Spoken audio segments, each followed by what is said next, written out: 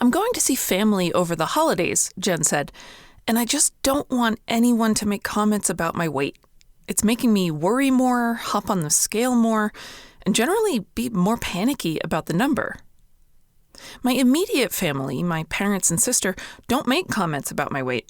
However, it's primarily my aunts and grandparents who end up passively asking me if I'm working out or if I'm eating too many carbs, etc.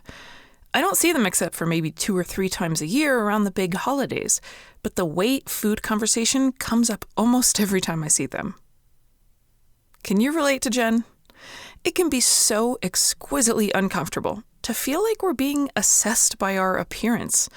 And not only that, but pairing that judgment with a line of inquiry like, have you been eating too much, honey?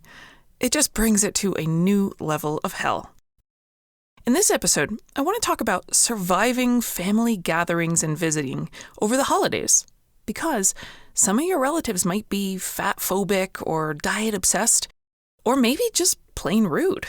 Whether food and body weight are a silent but prevalent theme, or whether your family members barge right into your business and try and give unsolicited advice on dieting, here are things you can do to help yourself survive and come out the other side strengthened instead of scarred.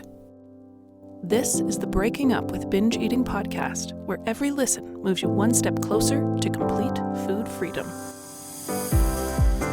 Hosted by me, Georgie Fear, and my co-coach, Mary Claire Brescia. Before we get into today's topic, I want to share a heads up about the Breaking Up with Binge Eating premium subscription. You may notice there's no advertising on the show, and I plan to keep it that way. But for a few dollars a month, you can support me in making more content, and you'll gain access to more in-depth content, including full-length recordings of me working with real people.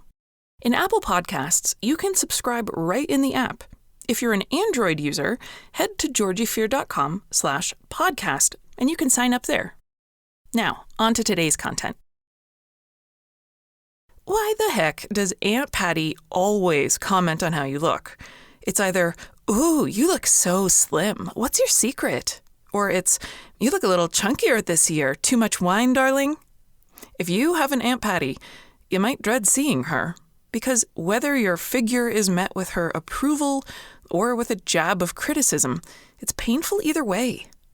It really hurts to feel like, well, here I am, but you're not seeing my personality. You're not appreciating my sense of humor. You're just checking out my waistline. First up, I want to talk about how to bolster and ground yourself before family gatherings so that you go in with a strong, healthy headspace. Then we'll talk about in-the-moment strategies, and finally, recovering afterwards if someone does act particularly beastly or judgmental to you. So, prepping to see family. You may have spent previous years trying to crash diet before visiting home, or find a black dress that makes you look as thin as possible. Always black, right? But this year, try drawing your attention instead in a different direction. Rather than agonize over your appearance, imagine what you would like other people to notice about you. What about your presence or personality is a good quality? Maybe you have a killer sense of humor. Maybe you're naturally positive. Or maybe you're a really gifted listener who asks insightful questions. Think about what you want people to notice you for and know you for, and how you can bring that into the room with you. Then, no matter how a person begins to converse with you, if it goes toward your appearance, you can use it to play to your strong personality traits. If humor is your forte, you might reply to an inquiry about your weight with a snappy joke about how you're on the run from the law for gaining a few pounds. Or you could reply that you decided to support your husband while he's pregnant by gaining sympathy weight. When in doubt, confuse him. If you're a naturally positive person, you can always steer a discussion in an uplifting direction, which often leaves complainers and criticizers with nothing to say. Here's an example. If your judgmental uncle comments on how somebody else looks fat or thin, my favorite angle is to mention something I love about that person and add in, I don't care what he or she weighs. So it might sound like, I ran into Mary Johnson at Target the other day. She looks like she gained at least 20, 30 pounds. And I might say, Mary is such a kind person. I got the flu last year. She was so nice to watch my kids for an afternoon so I could sleep. I don't care what she weighs. She is such a sweetheart. Let's say the topic is a person that you dislike, however, or that you feel neutral about. You can still steer the conversation onto their actual human characteristics and away from discussing their body weight. That might go like this. Greg Davis sent me a message, so I creeped his Instagram. He looks amazingly fit and trim. I might respond with, I heard Greg started a new business this year. I keep meaning to ask him how it's going. Takes a lot of bravery to start up a new venture. So there's humor. Then there's steering the conversation to be about people's actual personalities instead of their weight. A third tactic I'd like to share is turning it back to the other person. If you're naturally a good listener and you can come up with creative questions, you can always turn the discussion back to being about the weight-obsessed or judgy family member. Let's say Aunt Patty comes over and asks, have you gained or lost weight during the pandemic? You can turn the inquiry around with a swift, I don't know, I've been focused on other things. Are you concerned about your own weight changes? Or if your cousin Lou says, hey, no seconds on pecan pie for you. Your arms are looking chunky. You can ask him, what's he having for dessert? Or you can ask if he's monitoring his own pie intake carefully or only focusing on yours. If you get tongue-tied, you can always try the one-liner, eyes on your own plate, thanks. And if you want to keep it lighthearted, add a wink or a smile. Most of the time, people making comments about your weight aren't actually trying to upset you. They just don't realize how hurtful this sort of commentary can be. And if somebody keeps at it, you can always refrain, hey, I told you, eyes on your own plate. My dessert is my business, thank you very much. If commentary at the dinner table dips into talk of calories or how fat somebody's going to get, a handy redirect that can work is to interrupt. Wait, can we talk instead about how delicious this is? Rachel, whatever you put in these potatoes is awesome.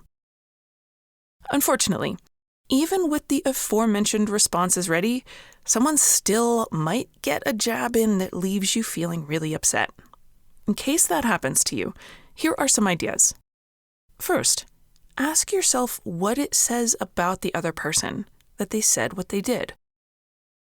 Often, we can see that the offender is either 1, highly insecure or concerned about their own body weight or appearance, or 2, they're assessing your appearance as an inappropriate proxy for something else. For example, your mom might eye up your waistline because she really wants to know how happy you are, or she wants to know if you're taking good care of your health. Of course, it would be far better to ask you directly about these things, but some people may not have that ability yet. Emotions are really hard for some people to talk about, and they may not want to ask about yours because it feels nosy. Unfortunately, food, diets, or weight might seem to them like an easier or less offensive topic. So, if your mom does make a really hurtful comment about your body, exercise, or eating, you can remind yourself it's not about you. It's about her and her concerns, and potentially her inability to talk or ask about your emotions. If you end up being victimized by hurtful comments and you find yourself upset after a visit or event, I encourage you to get at least 1 good night's sleep, maybe 2, and if you're still bothered, consider letting them know that what they said made you feel uncomfortable or hurt. If you want to preserve a relationship with this person, you can add in something like, I hope in the future we can have conversations about our lives and work and hobbies and not talk so much about body sizes. And if you don't care to preserve the relationship, well, you can tell them where to stick their opinion.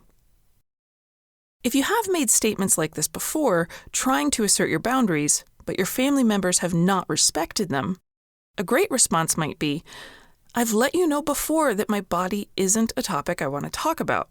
Can you let me know why you aren't respecting my boundary? Do you need more reminders? Because I could put it on a Post-it if that will help you remember, but this is not a topic I want to discuss. Defending your boundaries is your right. Sometimes people need a reminder or two to see, oh, they're actually serious. I hope your visits with family and friends are full of connection and appreciation this holiday season. I hope your family makes you feel adored, safe, and at ease. But if you do end up needing them, I hope these tactics come in helpful. If you find this useful, let me know by leaving a review or giving the show a 5-star rating. I'm Georgie Fear, and I will see you in the next episode.